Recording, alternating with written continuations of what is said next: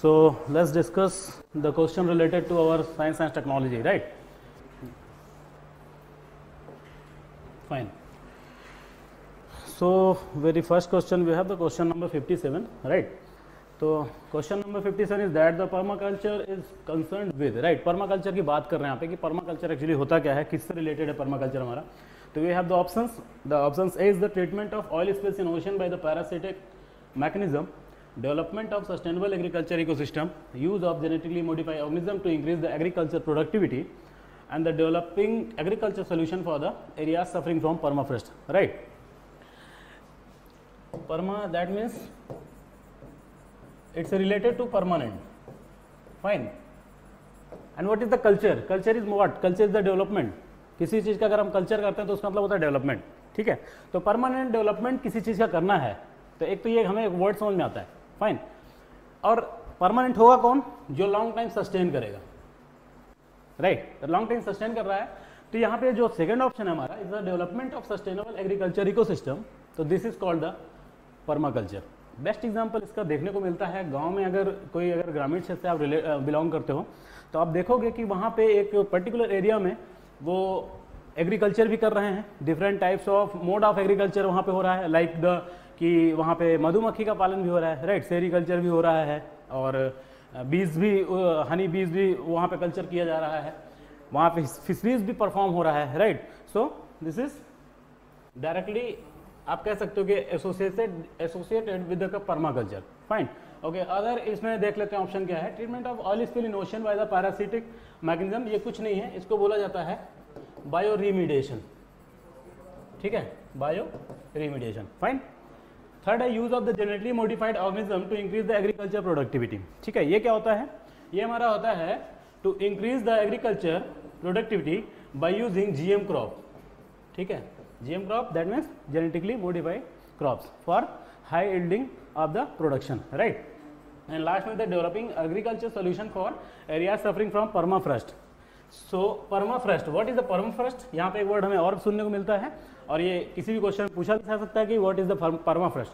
Again perma means what? This is the permanent, ठीक? And frost, what is the frost? आप लोग refrigerator में डीफ्रस्ट का ऑप्शन होता है, वहाँ पे आपकी स्विच होता है डीफ्रस्ट करना। जब हमारे जो फ्रीजर होता है उसमें बहुत ज़्यादा बर्फ जम जाती है, उसको डिफ्रस्ट कर देते हैं उस बटन को पुश करके, राइट? तो फ्रस्ट मतलब क्या होता है? The deposition of the ice. तो ऐसा लैंड जहाँ पर कि मोर देन 2 ईयर्स अगर आइस क्या हो रही है, जमी हुई है, तो उसको हम क्या कंडीशन बोलेंगे? उस लैंड को हम क्या बोलेंगे? पर्माफ्रस्ट बोलेंगे। उस एरिया को क्या बोलेंगे? पर्माफ्रस्ट बोलेंगे, okay. So let's move, we have the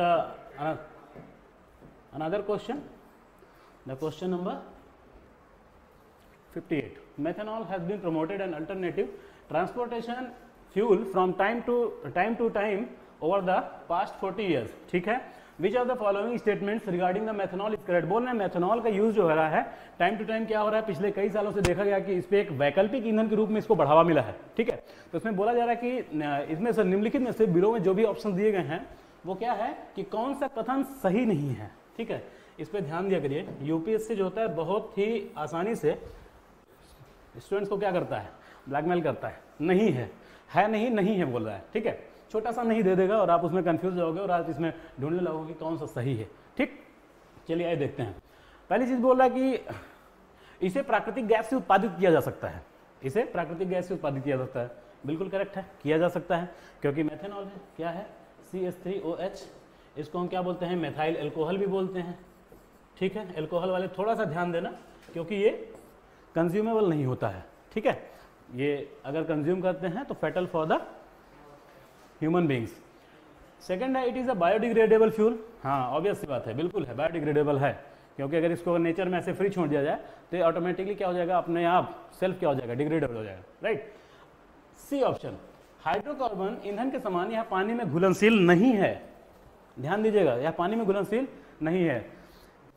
अगर यहाँ पे ये शब्द दिया हाइड्रोकार्बन, तो आप एक चीज ध्यान रखिए, what are the hydrocarbon compounds? Hydrocarbon compounds are those which is formed or which is contains the hydrogen and carbon both, fine। बहुत सारे ऐसे हाइड्रोकार्बन्स होते हैं which is not miscible with the water, which are not miscible with the water, पानी के साथ वो mix ही नहीं होते हैं। बहुत सारे एग्जांपल लाइक हेक्सेन। अभी हेक्सेन को क्या है ना कि इसको आप पानी के साथ मिक्स करोगे नहीं मिक्स होगा, ठीक। लेकिन यहाँ पे अभी बात करते हैं कि जब हम मेथेनॉल की बात करते हैं CH3OH, ठीक है, तो वाटर हमारा एक पोलर सॉल्वेंट है। कैसा सॉल्वेंट है? पोलर सॉल्वेंट, ठीक है। अब यहाँ पे क्या होगा कि ये CH3OH, CH3 एंड OH, ये जो हाइड्रोजन बॉन्ड बन रहा है ना, वो हाइड्रोजन बॉन्ड हमारे H2O में बनता है। वो हाइड्रोजन बॉन्ड हमारे कहाँ बनता है? H2O में, OH and O, sorry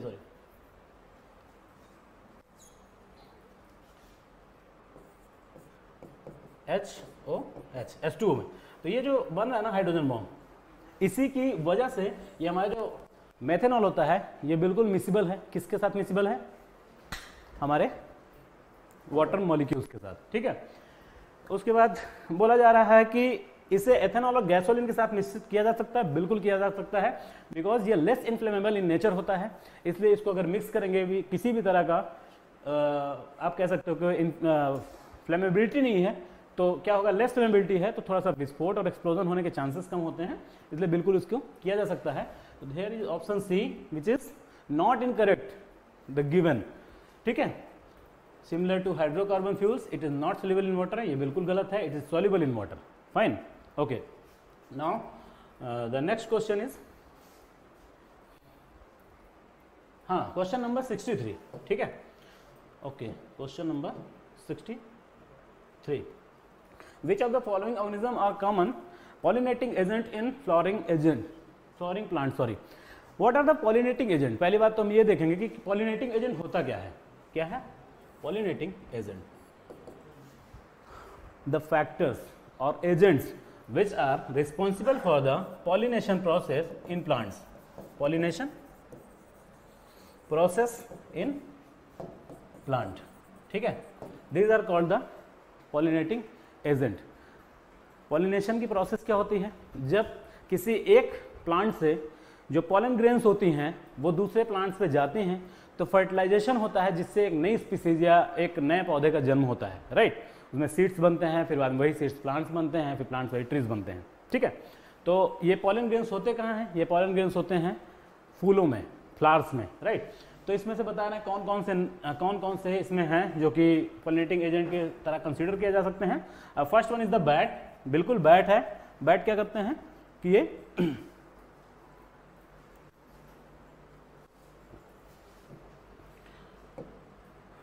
okay, तो ये बैट क्या करते हैं? बैट किसी भी फ्लावर्स को, किसी फूल, किसी पेड़ पर जाकर बैठते हैं। तो बैठने के बाद क्या होता है कि वहाँ के पॉलन ग्रेन्स उनके कुछ इस माउथ में कुछ टच हो जाते हैं, दूसरे पे जाएंगे तो इस तरह से क्या होगा कि पॉलन ग्रेन्स जो होते हैं उनका क्या हो जाता है, ट्रांसमिशन हो जाता है, ट्रांसफर हो जाता है दूसरे प्लांट्स पे। तो बिल्कुल कंसीडर किए जाएंगे। बीज बहुत अच्छी पॉलिनेटिंग एजेंट मानी जाती हैं, क्योंकि आपको पता ही है कि ये हनी बनाती कहाँ से? पॉलन ग्रेन से बनाती हैं, राइट। वेस्ट आप समझते हैं, वेस्ट पे क्या होते हैं? बहुत सारे विलेजेस और रूरल एरिया में इसको बर्र भी बोला जाता है, ठीक है। एंड आंट्स, बिल्कुल आंट्स भी होती हैं, क्योंकि बहुत सारे चींटियों की ऐसे स्पीसीज होती हैं जो कि क्या करती हैं, जो प्लांट्स के या फ्लावर्स के जो भी पॉलन ग्रेन्स होते हैं उनको क्या करती हैं, सक करके अपना फूड बनाती हैं। तो ये सब के सब इसमें all of the above, is option D, ठीक है। इसमें सब के सब आप क्या हैं? पॉलिनेटिंग एजेंट हैं। Question number 63, fine, okay. Let's move at the next question, sir 66 question, which among the following is are transported by the blood plasma, ठीक है। ब्लड प्लाज्मा की बात कर रहे हैं हम लोग यहाँ पे, किसकी बात कर रहे हैं?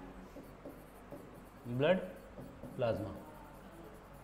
What is blood plasma? आपको पता ही है कि जब ब्लड के बारे में आप पढ़ते होंगे, डिस्कस किया जाता होगा क्लास में, तो ब्लड्स को मेजरली 2 पार्ट्स में डिवाइड किया जाता है। एक होता है हमारा फ्लूइड पार्ट, ठीक है, एक होता है फ्लूइड पार्ट, और दूसरा होता है हमारा cellular part, fine. Fluid part जो होता है हमारा, उसमें क्या आता है? हमारा ब्लड प्लाज्मा आता है। And the cellular part is considered with the blood cells or blood corpuscles, which are 3 types, you know very well, RBC, WBC and platelets, fine, okay। जो हमारे फ्लूइड पार्ट होता है, प्लाज्मा पार्ट, ठीक है, ये responsible होता है किसके लिए? बहुत सारा इसका फंक्शंस होता है। जैसे आप ब्लड के फंक्शंस में पढ़ते होंगे कि the regulation of the body temperature, okay, the regulation of the body temperature is governed bye the blood plasma, ठीक है। The transportation of the food particles is governed bye carried out by the food plasma, sorry blood plasma. the transfer of the nitrogenous waste or you can the waste material, ठीक है, from our cells to the targeted excretory organ is carried out by the blood plasma। तो ये glucose nitrogenous, ये दो option तुम्हारे correct हो गए कि हाँ इनको ट्रेवल कराता है। यहाँ पे कार्बन डाइऑक्साइड, एक कंफ्यूजन होता है, जैसे जब हम पढ़ते हैं respiration in the blood, sorry through the blood, respiration perform through the blood, तो हम जानते हैं कि एक ब्लड में जो आरबीसी होता है, आरबीसी में होता है haemoglobin, right, haemoglobin. What is the function of haemoglobin? It's a pigment, haem pigment which is producing the red colour to the blood, fine, and this is the globin protein, it's a protein part of the haemoglobin. इसका function क्या होता है? Which is responsible for the O2 and CO2 gas transmission, fine. मतलब O2 और CO2 को क्या करता है? ये कैरी करता है। अब इसमें कंफ्यूजन ये होता है कि फिर इसका मतलब blood plasma carbon dioxide carry नहीं करता होगा? नहीं, बिल्कुल नहीं। अगर ये कंफ्यूजन है तो आज इसको प्लीज क्लियर करो यहाँ पे, क्योंकि जो हमारा कार्बन डाइऑक्साइड होता है ये 3 फॉर्म में क्या होता है, बॉडी से बाहर निकाला जाता है। 3 प्रोसेस इसमें इसके इन्वॉल्व होता है। पहला होता है कि direct dissolution of the carbon dioxide, ठीक है, कि उसमें डायरेक्ट डिसोल्यूशन हो जाएगा, डिसॉल्व हो जाएगा वो थ्रू द ग्लोबिन, ठीक है। और इसका एक और फॉर्म होता है by the formation of carbonates, sorry dicarbonates, fine. तो जो डाइकार्बोनेट्स होता है उसको कैरी कौन करता है? ब्लड प्लाज्मा, ठीक है। तो ये भी हमारा क्या करता है, कार्बन डाइऑक्साइड को भी हमारा ब्लड प्लाज्मा क्या करता है, कैरी करता है। तो here is the D option 1, 2 and 3, all the 3 given options are correct regarding this statement, fine. Okay, let's move the next question. The हो गया, इट्स 68, फाइन। थोड़ा सा टेक्निकल क्वेश्चन है, ध्यान दीजिए इसे। टेक्निकल नहीं है, आप ये कह सकते हो कि अगर आप डेली न्यूज़पेपर से अपडेटेड हो तो वेरी इजी क्वेश्चन, फाइन। चलिए बात करते हैं, यहाँ पे बात हो रही है किसके बारे में? NIF इंडिया के बारे में बात हो रही है। NIF India, fine.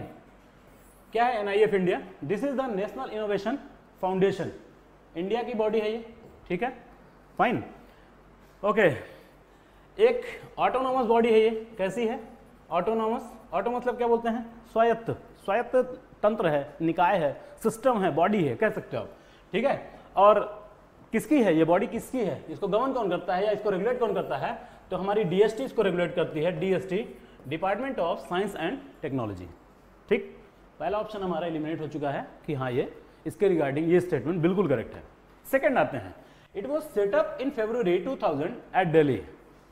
यहां तक तो ये ऑप्शन सही है, लेकिन ये दिल्ली में नहीं, ये अहमदाबाद में इसका सेटअप हुआ था। कहाँ हुआ था सर? अहमदाबाद। कहाँ पड़ता है? गुजरात, ठीक है। तो अहमदाबाद गुजरात में इसका सेटअप हुआ था। किसका? हमारा जो NIF है, नेशनल इनोवेशन फाउंडेशन। ओके, ये जो थर्ड ऑप्शन है ना, इसको हम एलिमिनेट कैसे करेंगे बताते हैं। इसका फंक्शन समझ करके कि what is the function of the NIF। NIF का मेन फंक्शन ये होता है कि एक्चुअली इट प्रमोट्स और स्पॉन्स, क्या प्रमोट करता है और किसको बढ़ावा देता है ये, ठीक है। तो ये प्रमोट करता है किसी भी इंडिजिनस ऐसे इनोवेशंस को जो कि किसी एक पर्टिकुलर इंडिविजुअल पर्सन द्वारा डेवलप किया गया हो, या पर्टिकुलर कम्युनिटी द्वारा, बहुत सारे ट्राइब्स होते हैं उनके द्वारा कुछ डेवलप किया गया हो, या आप ये कह सकते हो किसी फार्मिंग सेक्टर में फार्मर्स द्वारा कुछ डेवलप किया गया हो। लेकिन उसमें एक चीज़ ये वहाँ पे कंसीडर करने वाली बात ये होती है, there is only one criteria, कि उसका फॉर्मल किसी ऐसे इंडस्ट्री से डायरेक्ट लिंक ना हो, कि ऐसा ना हो कि वो किसी इंडस्ट्री के में रह करके वो काम कर रहा है उसके बाद वो इनोवेशन करे, नहीं नहीं, वो खुद से इनोवेशन जनरेट करे, फुली इंडिजिनस होना चाहिए वो इनोवेशन, ठीक है। तो उसको क्या करता है? प्रमोट करता है।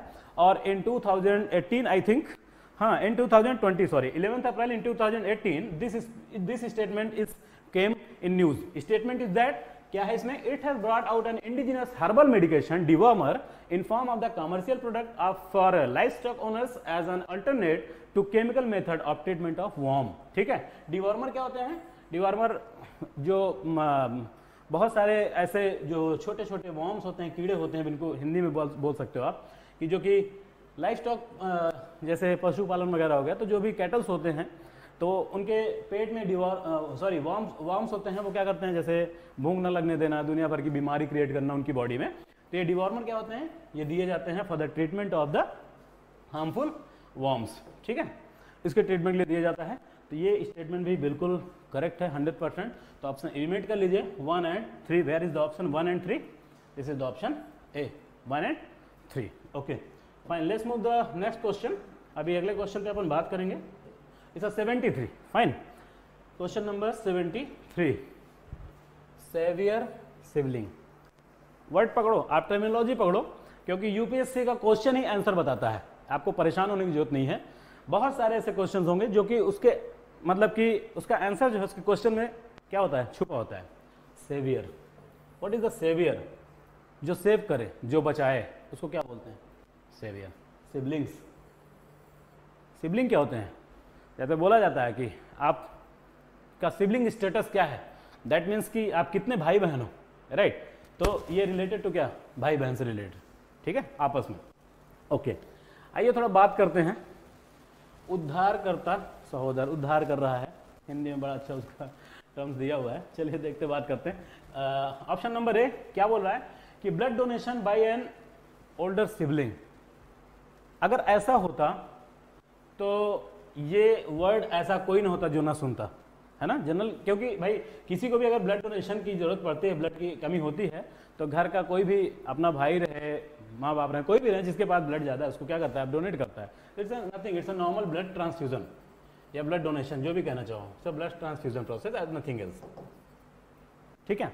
Okay, B option is the saving the fittest sibling among twins while birth complications. यहाँ पे उद्धार करता की बात हो रही, सिबलिंग, उद्धार करता सिबलिंग मतलब सहोदर। इसमें क्या बोल रहा है कि जन्म जटिलताओं के दौरान जुड़वा बच्चों के बीच सबसे योग्य भाई को बचाना। ऐसा आपको लगता है कि हिंदुस्तान में ऐसा मोरल और एथिक्स को ध्यान में रखते हुए ऐसा पॉसिबल है? बिल्कुल नहीं। क्यों? क्योंकि अगर जो जन्म ले रहा है तो हम उसकी रक्षा हर अपने संभव प्रयास से करेंगे, उसको बचाने की कोशिश किया जाएगा, ठीक है। ये ऑप्शन गलत है, ये भी गलत है। The next option is organ और cell donation by an IVF created sibling, है ना। इसमें कुछ बातें हैं जो मतलब इस ऑप्शन को थोड़ा सा हम कंसीडर कर सकते हैं, लेकिन उसके पहले अभी हम फाइनल उस पर कंक्लूजन नहीं पहुंचेंगे। अभी हम डी देखेंगे। डी है ऑर्गन और cell donation by a twin sibling. आपको लग रहा है ये ऑप्शन सही हो सकता है? क्यों? अगर ऑर्गन और सेल का डोनेशन एक क्या बोलना है ट्विन सिबलिंग के साथ किया जाएगा, तो वो श्योरिटी नहीं है कि वो, क्योंकि ट्विन जो होते हैं आपको पता है ट्विन कैसे बनते हैं, तो जो एबनॉर्मेलिटीज एक बच्चे में रहेगी, हो सकता है कि वो एबनॉर्मेलिटी दूसरे बच्चे में हो, तो उसका ट्रीटमेंट उससे पॉसिबल नहीं हो सकता है, या नहीं, उसमें चांसेस कम होते हैं ट्रीटमेंट का, ठीक है। तो यहाँ पे ये सी ऑप्शन हमारा जो है ऑर्गन और cell donation by an IVF created sibling, the C option is the correct. और सबसे पहला जो हमारा था क्या बोलते हैं सेवियर सिबलिंग था, वो वर्ल्ड का सबसे पहला था एडम नैश। आप समझो इसको, एडम नैश, एडम नैश, ठीक है। ये हमारा वर्ल्ड का सबसे पहला फर्स्ट सेवियर सिबलिंग था, 2000 में बना था। इसने क्या किया था, 6 इयर्स, ठीक है, 6 साल की इसकी क्या थी, एक बड़ी बहन थी इससे, ठीक, ओल्ड सिस्टर थी, उसको एक डिजीज़ थी जिसको बोलते हैं फैंकोनी एनीमिया, फैंकोनी एनीमिया, ठीक है। अगर कभी न्यूज़ में सुनने को मिले फैंकोनी एनीमिया, तो आप उसको समझिए कि what is the Fanconi anaemia, क्या होता है फैंकोनी एनीमिया। एक्चुअली एनीमिया तो आप सब जानते होंगे, राइट, कि deficiency of blood in the body is considered the anaemia, but Fanconi is the term, और ये टर्म ये बताएगा, इसमें डिफ्रेंशिएट करेगा कि what is difference between the normal anaemia and Fanconi. Actually ये फैंकोनी एनीमिया एक इनहेरिटेड डिजीज होती है। कैसी होती है? इनहेरिटेड होती है, जो कि माता पिता से बच्चों में जाने की पॉसिबिलिटी पूरी होती है, राइट। इसमें होता क्या है, इसमें बोन मैरो जो होता है, बोन मैरो, ठीक है, वो कंप्लीट अनेबल होता है for the production of any type of blood cells. किसके लिए? Any type of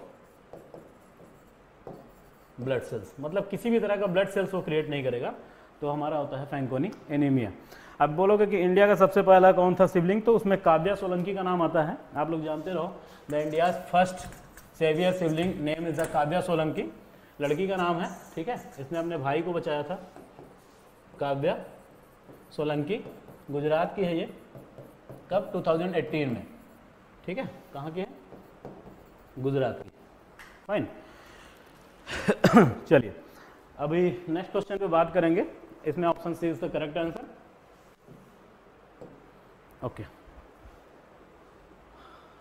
right, question number 74, ठीक है, question number 74, the term Hyperion sometimes in the news, Hyperion sometimes in the news. थोड़ा बहुत अगर जो पढ़ाई करते होंगे ज्योग्राफी वगैरह में आपने किया होगा तो ये पेरियन शब्द जरूर मिला होगा आपको, पेरियन, ठीक है। मैं आपको बड़ा हल्का सा हिंट देता हूँ, perion is related to your universe, ठीक है, स्पेस, ठीक है, कॉस्मोस। जब भी आप ये सब टॉपिक्स कहीं भी अगर है तो पेरियन आपको जरूर ये टर्म्स मिलेगा, जरूर मिलेगा, राइट। आइए क्वेश्चन लिमिट करते हैं, एक्चुअली होता क्या है। अच्छा, इसके बाद थोड़ी सी इसकी वो बता देते हैं कि अक्टूबर 2018 के न्यूज़ में आया था, कब का ये समटाइम्स इन द न्यूज़ तो भले लिखा है लेकिन आप ध्यान रखिए 2018 की न्यूज़ है ये, 2018 में फर्स्ट टाइम ये न्यूज़ में आया था कि जो यूरोपियन कंट्री हैं, ठीक है, उनका एक यूरोपियन सदर्न ऑब्जर्वेटरी है जो कि क्या करते हैं, ऑब्जर्वेशन करते हैं। किसको ऑब्जर्वेशन करते हैं, जो हमारा यूनिवर्स है उसको ऑब्जर्वेशन करते हैं। उसके साइंटिस्ट ने डिटेक्ट किया था कि जब बिग बैंग थ्योरी हुई थी तो बिग बैंग थ्योरी होने के करीब 2 बिलियन, हाँ लगभग 2 मिलियन ईयर्स बाद एक क्लस्टर मिला था। कैसा क्लस्टर मिला था, सुपर क्लस्टर मिला था, ठीक है, सुपर क्लस्टर मिला, ठीक है। इस सुपर क्लस्टर और कहाँ मिला था, कॉस्मोस में मिला था। कॉस्मोस व्हाट, यूनिवर्स में एक सुपर क्लस्टर बना, ठीक है, जिसको नाम दिया गया क्या, हाइपेरियन, निक नेम दिया गया इसका क्या, हाइपेरियन। ये एक तरह का क्या था, ये एक तरह का टाइटन था। What is the Titan, Titan को अगर कंसीडर करते हैं नॉर्मल लैंग्वेज में आप समझ सकते हो टाइटन होता क्या है, any person which is more strong, या ये कह लो कि जो बहुत ज्यादा क्या हो, स्ट्रेंथ जिसके पास हो, बहुत ज्यादा पावर हो, बहुत ज्यादा स्ट्रॉन्ग हो, वो टाइटन कहलाता, ठीक है। तो ये टाइटन ये क्या किया था कि इस टाइटन ने सबसे क्या हुआ, सन को बनाया था। This is the father of son, ठीक है। इट्स आप ये कह सकते हो यूनिवर्स क्रिएटर था या गैलेक्सी क्रिएटर, सॉरी यूनिवर्स मत बोलिए, उसको गैलेक्सी बोलिए। ये क्या किया था, ये गैलेक्सी फॉर्मेशन किया था जिस गैलेक्सी में आज हम रहते हैं, मंदाकिनी, राइट, गैलेक्सी ने। तो इसने इसको क्रिएट किया था और लेकिन इसका अभी ये न्यूज़ में आया, अभी 2018 में इसको सर्च किया गया, तो ऑप्शन एलिमिनेट कर लीजिए, बहुत अच्छे से कर लेंगे आप। लेकिन उसके पहले ऑप्शन देख लीजिए, क्या दिए, the an indigenous device manufacture for the high performance computing, कोई मतलब नहीं है इसका, option is wrong. A galaxy super cluster of the early cosmos, ठीक है, ये ध्यान रखिएगा, ठीक। A change in cells membrane potential after the hyperpolarisation, कोई मतलब नहीं है, छोड़िए इसको। और क्या है, an early state in the origin and evolution of living organism on the earth, कुछ नहीं है ये, इसको बोलोगे तो इसको ऑर्गेनिक इवोल्यूशन बोलेंगे, नथिंग एल्स। क्या बोलते हैं इसको, ऑर्गेनिक इवोल्यूशन, डी ऑप्शन को organic evolution, fine. Okay, let's move the next question. Next question में बात करते हैं 77, ठीक है। Recently scientist in India have found the rare scorpion fish at the, नीचे ऑप्शन दिया गया है, क्या है यहाँ पे, the first one is the gulf of Khambhat, gulf of Khambhat, right. Second one is the gulf of Mannar, C is the Brahmaputra river and the Kaveri delta, ठीक। कहाँ है गल्फ ऑफ खंभात, कहाँ पर है, एनी आइडिया। गुजरात का जो हमारा कोस्टल एरिया है जो कि महाराष्ट्र से सटा हुआ है, टच नहीं करता है, ध्यान रखना, कभी मत बोलना कि ये महाराष्ट्र को टच करता है। हाँ, जो मुंबई है, मुंबई का जो क्या बोल सकते हो आप, नॉर्दर्न पार्ट है, बिल्कुल ऊपर साइड में, वहाँ पर है हमारा क्या, गल्फ ऑफ खंभात। अगर आप थोड़ा सा उसकी बात करें तो ये ऐसे कुछ मैप बनता है अगर हमारा इंडिया का, अगर मैप हमारा ऐसे कुछ बनता है तो यहाँ पे हमारा क्या होगा, this is what, this is the Khambhat bay, Khambhat bay या बे ऑफ खंभात, कुछ भी कह सकते हो आप, गल्फ ऑफ खंभात बोल सकते हैं, ठीक है। Gulf of Mannar, where is the gulf of Mannar, बिल्कुल इसके नीचे आइए, मैप है हमारा, यहाँ पे हमारा क्या है, ये हमारा नेबर कंट्री श्रीलंका, ठीक है। इसका जो ऊपर वाला पार्ट है यहाँ पे, जिसको बोल सकते हो आपकी नॉर्थ ईस्ट का पार्ट बोल सकते हो, यहाँ पे होगा हमारा पाक स्टेट, ठीक है। और यहाँ होगा हमारा गल्फ ऑफ मन्नार, ये वाला हमारा पार्ट जो है ये हमारा गल्फ ऑफ मन्नार, ठीक है। ये हमारा तमिलनाडु का जो हमारा कोस्टल रीजन है, this is the gulf of Mannar. Brahmaputra river के बारे में सब कुछ जानते हो, तिब्बत से निकलती है, तिब्बत से होती है सबसे पहले अरुणाचल प्रदेश में इंटर करती है, दिबांग के नाम से वहाँ पे जानी जाती है। उसके बाद धीरे से वो आसाम होते हुए फिर कहाँ पहुँचती है, बांग्लादेश। बांग्लादेश में जमुना बोलते हैं उसको, और वहाँ पे गंगा के साथ मिलकर जो भी डेल्टा क्रिएट करती है और एक आइलैंड बनाती है, माजुली आइलैंड, जो कि सबसे बड़ा आइलैंड है। ठीक है, कावेरी डेल्टा की बात करते हैं तो कावेरी डेल्टा एक साउथ की कावेरी एक रिवर है। ठीक है, तो ये डेल्टा क्रिएट करती है। तो ये हमारा हो गया। बहुत ही देखा जाए तो कोई लॉजिकल क्वेश्चन नहीं है, इसमें कोई कॉन्सेप्ट नहीं है, एक बिल्कुल फैक्ट है। और फैक्ट ये है कि गल्फ ऑफ मन्नार में क्या पाया गया, रेयर स्कॉर्पियन फिश पाया गया। स्कॉर्पियन फिश क्यों बोलते हैं इसको, क्योंकि इसका अपीयरेंस लुक लाइक अ स्कॉर्पियन है। ठीक है, स्कॉर्पियन जैसा लुक लाइक है इसका। ठीक, स्पाइंस हैं इसके बॉडी पर, बिल्कुल उसी तरीके से जैसे बिच्छू के डंक होता है। फाइन, और इसमें जो इसका जो टॉक्सिन होता है, ठीक है, ये न्यूरोमस्कुलर टॉक्सिन्स होते हैं। क्या होते हैं, न्यूरोमस्कुलर टॉक्सिन्स। बाकी और कुछ जानने की जरूरत नहीं है आपको इसके बारे में इतना। This is sufficient information related to the scorpion fish. Fine, okay, 76 छूट गया था हमारा पीछे, इसको डिस्कस कर लेते हैं एक बार। ठीक है, फाइन। क्या है, operation clean art sometimes in the news is the initiative of. ठीक है, पूछ रहे हैं कि ऑपरेशन क्लीन आर्ट है, खबरों में रह रहा है अक्सर, उसको बोल रहे हैं किसका इनिशिएटिव है, किसकी पहल है। नीचे ऑप्शन है, ministry of culture to strengthen the tribal art form, department of science and technology to introduce students to ancient sciences, ministry of minority affairs to improve the livelihood through art, and the wildlife crime control bureau to crack down on the smuggling. अभी बहुत सारे लोग confuse होने वाले हैं यहाँ पे, art से रिलेटेड करोगे, कल्चर को मत करना, क्योंकि जरूरी नहीं कि आर्ट और कल्चर एक साथ ही आए। ठीक है, बात करते हैं अभी। आर्ट अकेले है, आर्ट का मतलब क्या हो सकता है, किसी भी तरह का आर्ट हो सकता है, सिंगिंग होता है, ड्राइंग होता है, पेंटिंग होता है, राइट। क्लीन मतलब क्या, बिल्कुल साफ सुथरा, क्लीन, राइट। आइए बात करते हैं पहले ऑपरेशन क्लीन के बारे में, एक छोटा सा इंट्रोडक्शन ले लेते हैं। हमारा जो WCCB है, इसको बोलते हैं wild life crime control bureau. ठीक है, WCC wild life crime control bureau, New Delhi में इसका हेड ऑफिस है। तो हुआ क्या था कि 2 दिसंबर 2019 की द हिंदू की न्यूज़ है ये, कि WCCB की एक टीम है, उसने यूपी के बिजनौर में, राइट, बिजनौर में रेड किया। कहाँ पे रेड किया, बहुत सारी ऐसी छोटी छोटी इंडस्ट्रीज थी जो कि क्या करती थी, ब्रशेस बनाती थी। ब्रशेस किसके लिए, पेंट के लिए। ठीक है, वो ड्राइंग बनाने के लिए जो ब्रश का यूज़ हम लोग करते हैं, वैसी ब्रशेस बनाते थे पेंटिंग के लिए। तो बिजनौर में तो उन्होंने ये पाया कि जो मंगूज होते हैं, मैंगूज समझते होगे आप लोग, नेवला बोलते हैं इसको हिंदी में। ठीक है, जो मैंगूज होते हैं उनकी जो हेयर होता है वो बहुत ही सॉफ्ट होता है। ठीक है, और पेंटिंग में सॉफ्ट ब्रश का बड़ा यूज होता है। तो करते क्या थे कि जो इंडस्ट्रियल्स थे, यहाँ पे इंडस्ट्रियलिस्ट थे, इन्होंने वहाँ पे लोकल हंटिंग कम्युनिटी को हायर किया, मतलब उनसे बात किया, बोले कि आप हमें नेवले मार करके ले आओ, जितना भी मैक्सिमम क्वांटिटी में कर सकते हो आप नेवलों को क्या करो, किल करो, और हमारे पास ला के दो, हम उसके बाल का, उसके हेयर्स का यूज़ करेंगे किसमें, ब्रश बनाने में। और जब यहाँ पर जाकर के WCCB की टीम ने जब यहाँ पे रेड किया तो उनको मिला कि यहाँ पे 100 kg से ज़्यादा, मोर देन 100 kgs यहाँ पे नेवले के जो थे वो हेयर्स मिले, मंगूज हेयर्स मिले।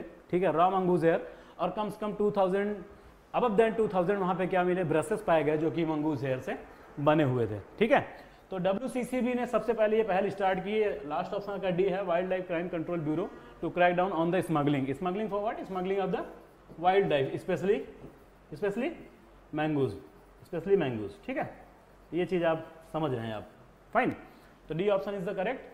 और क्या है, ministry of culture to strengthen the tribal art form, कोई मतलब नहीं है, बाकी आपको चीज़ें समझ में आ रही है। Introduce to ancient the sciences, ministry of minority affairs to improve, कोई मिनिस्ट्री नहीं, ये किसका पहल है, ये किसका इनिशिएटिव है, wildlife crime control bureau, New Delhi का। ठीक है, okay fine. Next question, move to the next question. इसके पहले हम, इसके आगे वाला हम 70% डिस्कस कर चुके हैं। 80 कोविड-19 and tourism report is published by. ठीक है, फैक्चुअल क्वेश्चन है, न्यूज़ में अगर आप हो तो आप बिल्कुल सुने होंगे। ये कोविड-19 एंड टूरिज्म रिपोर्ट क्या कहता है ये report, actually this report is showing कि ड्यूरिंग द कोविड-19 pandemic what are the impacts on the tourism sector, right. कि टूरिज्म सेक्टर ऑब्वियसली बात है, कोविड-19 जब इंक्रीज किया तो बहुत सारी इंटरनेशनल फ्लाइट, बहुत सारे कंट्रीज के इंटरनेशनल फ्लाइट्स क्या हुए, सस्पेंड हो गए।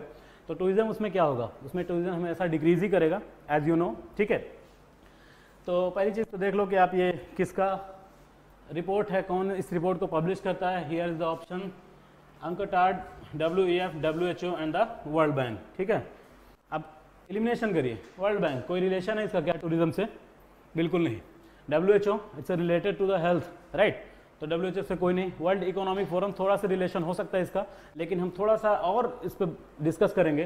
This is the UNCTAD, United Nation conference of the trade and the development, right. तो trade and the development, and we know that कि टूरिज्म इज क्या है, एक तरह का टूरिज्म हमारा एक ट्रेड है, तो option A is the correct, ठीक है। This report is published by the tourism, और जब उसमें देखा गया कि किसके ऊपर कितना ज़्यादा इम्पैक्ट पड़ा है, तो सबसे ज़्यादा इम्पैक्ट पड़ा मंगोलिया। मंगोलिया जो हमारी कंट्री है, पता ही आपको कहाँ पर है, चाइना और रसिया के बीच में मंगोलिया है।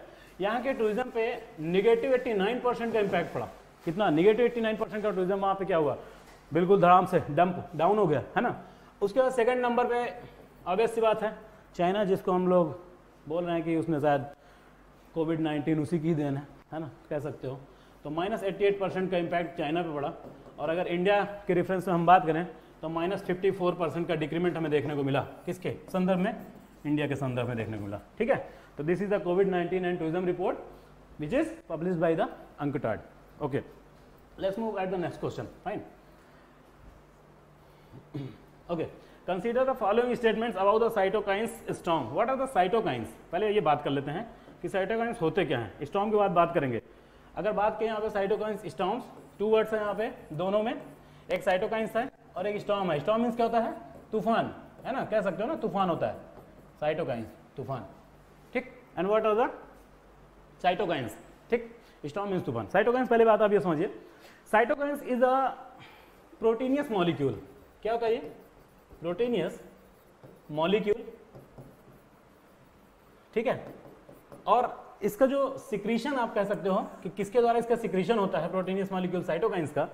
तो in our body so many types of the cells, और कैसी सेल्स जो कि बहुत ही ज़्यादा एक्टिवेट हो जाती हैं ड्यूरिंग किसी भी टाइप के, अगर बॉडी में इन्फेक्शन हो रहा है तो उसमें बहुत सारी ऐसी सेल्स हैं जो कि एक्टिवेट हो जाते हैं, जिनको हम इम्यून सेल्स बोलते हैं। जैसे मैक्रोफेजेस हो गई, लिम्फोसाइट्स हो गए, टी लिम्फोसाइट्स हो गई, बी लिम्फोसाइट्स हो गई, कुछ डेंड्राइटिक सेल्स होती हैं, कुछ नेचुरल लिम्फोकाइंस भी इसमें प्रोड्यूस होते हैं जो कि साइटोकाइंस को क्या करते हैं, प्रोड्यूस करते हैं। तो साइटोकाइंस एक प्रोटीनियस मॉलिक्यूल है। इसका वर्क क्या होता है कि ये करता क्या है कि जब भी किसी तरह का इन्फेक्शन होता है बॉडी के अंदर, ठीक है, कोई भी डिजीज के पैथोजेंस का आक्रमण होता है हमारी बॉडी में, ठीक, तो वो डिजीज कैसी भी हो, इन्फेक्शियस भी हो सकती है, नॉन इन्फेक्शियस, दैट मीन्स कि एक बंदे से दूसरे बंदे में ट्रांसफरेबल भी हो, ना भी हो, उसका ट्रांसमिशन हो पर्सन टू पर्सन या ना हो, it's doesn't matter, but disease हो, इन्फेक्शन हो, और इन्फेक्शन के थ्रू उसमें इन्फ्लामेशन कॉज करे। क्या कॉज करे? Inflammation. What is the inflammation? So guys I think कि जो भी स्टूडेंट्स पुराने इस सेशन को अटेंड कर रहे होंगे वो वेरी वेल कि मैंने उनको इन्फ्लामेशन बताया था कि for the inflammation there is the 4 types of the property which is result of the inflammation. Fine, this is the pain, swelling, redness and the itching, ठीक है। तो these are the 4 property. Inflammation होगा तो ये हमारी जो भी sales होती हैं, इम्यूनोलॉजिकल सेल्स होती हैं, इम्यून सेल्स होती हैं, वो क्या करती हैं, इस साइटोकाइन्स नामक प्रोटीन को सिक्रीट करती हैं। इसका वर्क क्या होता है कि जिस भी साइट पर उस पैथोजेंस का अटैक हुआ है उस टारगेट साइट को जाकर के आइडेंटिफाई करती हैं। आइडेंटिफाई करने के बाद वापस आती हैं और जो भी रिसेप्टर्स होते हैं, रिसेप्टर्स मॉलिक्यूल्स होते हैं, उनको ये बताती हैं कि फला साइट पर यहाँ पर क्या है, इन्फेक्शन है। तो रिसेप्टर क्या होता है? रिसेप्टर इज एक्टिवेटेड, और जो भी हम मेडिसिन लेते हैं वो मेडिसिन ये रिसेप्टर से जाकर के बाइंड होता है और रिसेप्टर उठा के ले जाकर के उसको उस टारगेट साइट पर एक्शन के लिए पहुंचा देती हैं, ठीक है। तो दीज आर द साइटोकाइन। अब देखिए इसमें से हम ऑप्शन एलिमिनेट कर लेते हैं। Cytokine storms are associated with a wide variety of the infectious and the non infectious disease. Option A था ये हमारा साइटोकाइन्स के बारे में। Option 2, cytokine storm is used in कोविड-19 डिजीज। ऑब्वियसली मैंने बोला डिजीज की बात हो रही है, इन्फेक्शियस हो नॉन इन्फेक्शियस हो doesn't matter. Third, cytokine storm is an over production of the immune cells, ठीक है, and their activating compounds which in a flu infection is often associated with the surge of the activated immune cells into the lungs, ठीक है। तो obvious सी बात है कि lungs में किसी तरह का इफेक्ट है तो वहां पे भी एक्टिवेट होंगे। तो ये भी सही है, ये भी सही है, ये भी सही है। 1 2 3 इसमें पूछा है कि of the above correct answer is और आर जो भी हो, तो 1 2 3 all of the above, D option is the correct answer. Fine, I think कि चीजें क्लियर हुई होंगी आपकी। Okay okay okay, now the next question. Fine, 93 concave mirror, ठीक है, is used in which of the following पूछ रहा है जो कॉनकेव मिरर होता है, ठीक है, वो किन किन में से यूज़ होता है। देखिए concave mirror, convex mirror, I think ये बड़ा छोटा सा क्वेश्चन है, ये बहुत ही बेसिक सा क्वेश्चन है ये, है ना। फिजिक्स में आप सबने पढ़ के रखा होगा इसको कि कॉनकेव मिरर और convex mirror, two types of the mirrors. We know that कि जिसका मिडिल पार्ट उठा हुआ होता है ना, जिसका सेंटर पार्ट क्या होता है थोड़ा सा अपराइजिंग कंडीशन में होता है, उसको हम क्या बोलते हैं, उसको क्या बोलते हैं, वो कॉन्वेक्स बोलते हैं। जिसका साइड वाला होता है वो क्या होता है, कॉनकेव होता है। इसमें पूछ रहा है कॉनकेव मिरर का क्या कहाँ पे यूज़ होता है, तो रियर व्यू, ठीक है, मिरर ऑफ द कार, ये बोल रहे हैं कि ये कार का जो रिवर व्यू वाला मिरर होता है, जो साइड हम कह सकते हैं पीछे जो जिससे देखते हैं, उसमें यूज़ होता है, ठीक, ये बोल रहा है। तो बिल्कुल नहीं यूज़ हो तो वहाँ पे ध्यान रखिएगा, वहाँ पे कॉन्वेक्स यूज़ होता है। पेरिस्कोप, ये एक चीज़ समझने वाली बात है, व्हाट इज़ द पेरिस्कोप, हालांकि यूज़ यहाँ भी नहीं होता है। पेरिस्कोप होता क्या है, पेरिस्कोप एक ऐसा स्कोप, टेलीस्कोप पेरिस्कोप है ना, मतलब देखना है। पेरी मीन्स होता है सराउंडिंग, ठीक है, स्कोप मतलब देखना है, एक ऐसा इंस्ट्रूमेंट जिससे हम किसी चीज़ के सराउंडिंग में देख सकें, राइट। तो बहुत सारे आपके टैंक वगैरह में ये लगा रहता है, बहुत सारी सबमरीन्स में लगा रहता है। ये एक ऑब्जेक्ट को क्या करते हैं, दूर से इसका इमेज लेते हैं, उसके चारों तरफ देखते हैं कि उस पर्टिकुलर एरिया है, सपोज करो कोई पहाड़ी एरिया है, तो उसके चारों ओर पेरिस्कोप से देखते हैं कि किस तरह का एलिवेशन देखने को मिल रहा है, ताकि किसी भी तरह का अगर वारफेयर होने की कंडीशन में हम अपने एनिमीज को डिटेक्ट कर सकते हैं, right. This is the periscope.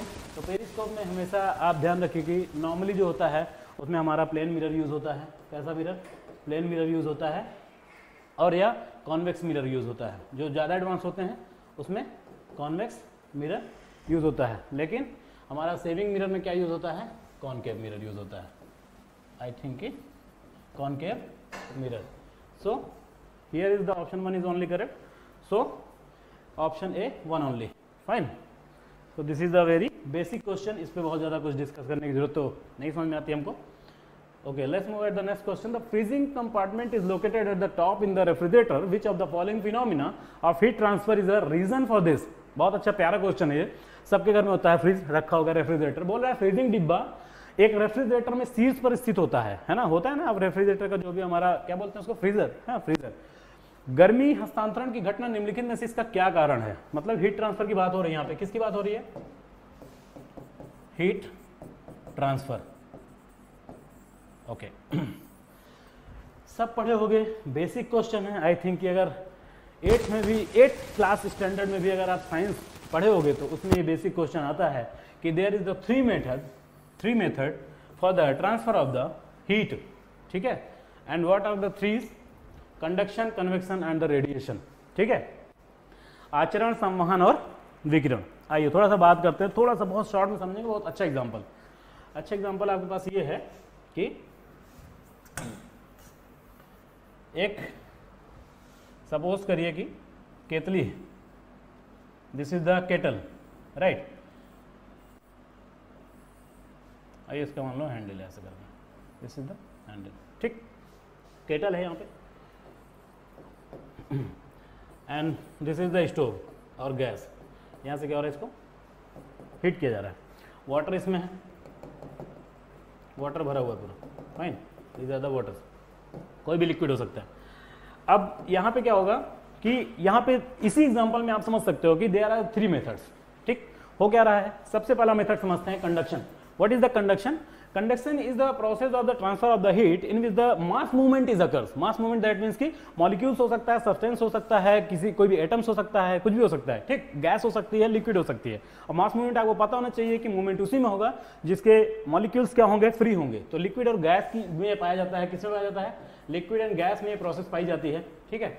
देखिए यहाँ से हीट किया, ये मॉलिक्यूल्स हैं, राइट। अब करेगा क्या इसमें कि जैसे हीट होगा ये, तो ये नीचे वाला मॉलिक्यूल हीट हुआ, ये ऊपर जाएगा और ऊपर वाले को इधर शिफ्ट कर देगा, ठीक। तो this is the called conduction. इसमें क्या हो रहा है, ये इस कंडक्शन को, एक आचरण को फॉलो कर रहा है कि हम इधर से जाएंगे, सॉरी उल्टा बन गया, है ना, यहाँ पे ये इधर से जाएगा और ये इसको इधर भेजेगा, ठीक है। This is the conduction. What is the convection, convection में कोई मास मूवमेंट नहीं होता है, इसमें होता क्या है, हीट ट्रांसफर होती है from one molecule to, fine. So अब यहाँ पे क्या हो रहा है कि अब इस केटल का ये जो इधर नली है ना, ये जो आउटलेट है, अब धीरे धीरे क्या होगा, इसकी बॉडी गर्म होगी और धीरे धीरे ये भी गर्म होगा। अब ये भी हीट हो रहा है, क्या हो रहा है, ये यहाँ पे ये हीट हो रहा है, तो यहाँ पे मॉलिक्यूल्स टू मॉलिक्यूल्स क्या हो रहा है, हीट ट्रांसफर हो रहा है इधर, इधर इसका जो हैंडल था वो भी हीट हो रहा है, ठीक। तो this is the example of convection, ठीक।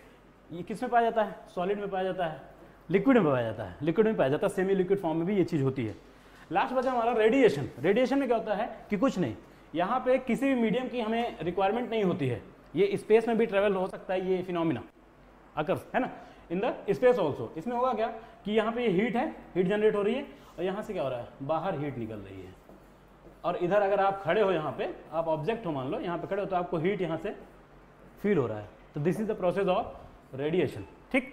अब रेफ्रिजरेटर में आप समझ रहे हो कि क्या होगा, इसमें से कोई रेडिएशन की प्रोसेस तो होती नहीं, कन्वेक्शन की प्रोसेस तो होती नहीं है, वहाँ पे होता क्या है, वहाँ पे स्पेस होता है, खाली जगह होती है, ठीक। तो हमारा जो कंडक्शन होता है हमारा, वहाँ ये प्रोसेस कंसीडर किया जाएगा। जैसे जैसे वो गर्म वाला ऊपर आएगा, सॉरी जो ठंडा वाला होगा वो ऊपर पहुँचेगा, वो नीचे पहुँचेगा, और गर्म वाला ऊपर, उसके ऐसे साइकिल ये चलता रहेगा। तो option A is correct, this is the conduction, ठीक है। Okay, let's move the next question. The next question 26 with reference to respiration consider the following statements, ठीक है। कह रहे हैं रेस्पिरेशन के संदर्भ में नीचे दिए गए जो वाक्य हैं उनको थोड़ा सा कंसीडर करिए। देखिए क्या बोल रहा है, बोल रहे हैं कि oxygen is required by all the organisms to break down glucose, ठीक है, fine. And second is the rate of breathing is faster in aquatic animals than the terrestrial animals, ठीक है। ये बोल रहे हैं कि आपकी रेस्पिरेशन की प्रोसेस है, तो बोल रहे हैं कि oxygen required by all the organism. आपको क्या लगता है कि ऑल ऑर्गेनिज्म, जितने भी जीव होते हैं, जितने भी क्रिएचर्स हैं पृथ्वी पे, वो सभी को क्या रिक्वायर्ड है ऑक्सीजन रेस्पिरेशन लेने के लिए, या break down of the glucose?